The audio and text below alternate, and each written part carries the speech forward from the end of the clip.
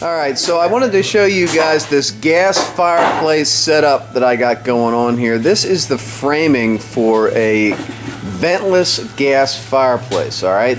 Ventless meaning you do not have to bring fresh air in from the outside. This thing does not have to be vented to the outside of the house.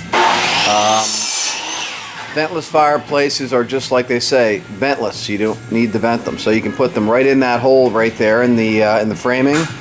Hook the gas line up to them and turn them on, and they're going to burn 99.99999 something free with no odors and no health risks whatsoever. So we use all ventless gas fireplaces on my basement jobs.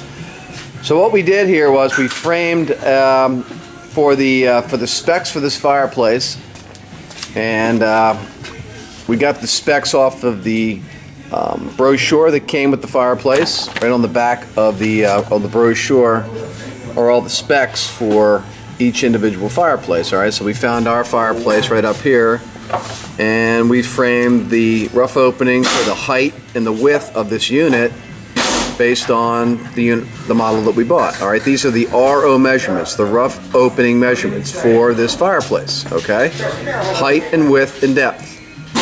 So we framed the height, the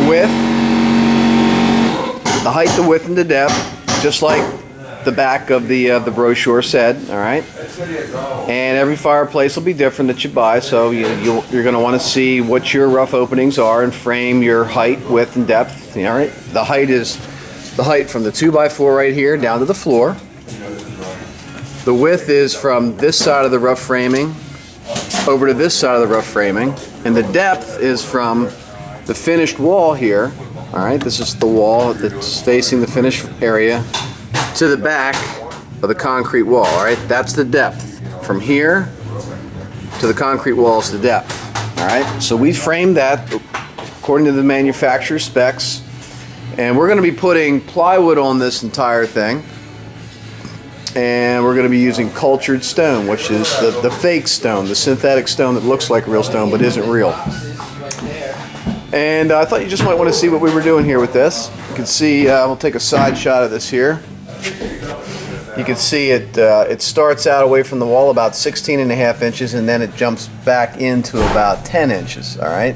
And what we're going to do on the bump out here on the bottom, right here, is we're going to be sitting a big railroad tie on here, a big rustic piece of wood that's going to overhang this about 4 inches, and we're actually going to be coming out 4 inches, and then our stone is going to come up the face of this, and it'll come out underneath our mantle, which will be right here.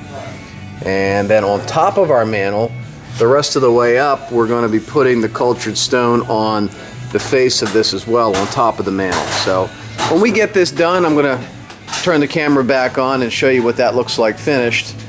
If you're thinking about a gas fireplace in your basement, you can do it. It's very easy. It's not a real sophisticated project, but there are a couple things that you're going to want to do and do correctly, obviously, and I'm going to show you how to do that in the gas fireplace video.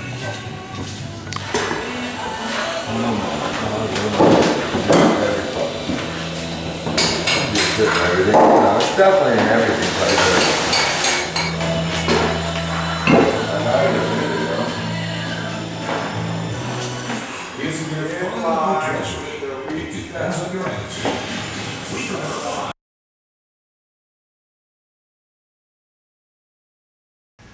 All right, we've got a nice fireplace that we put in. All right, this is a ventless gas fireplace with a cedar mantle, and that is cultured stone. Okay, we've got a bank of recessed lights going down through here that we actually got a little mini eyeball up there that's shining down on the mantle.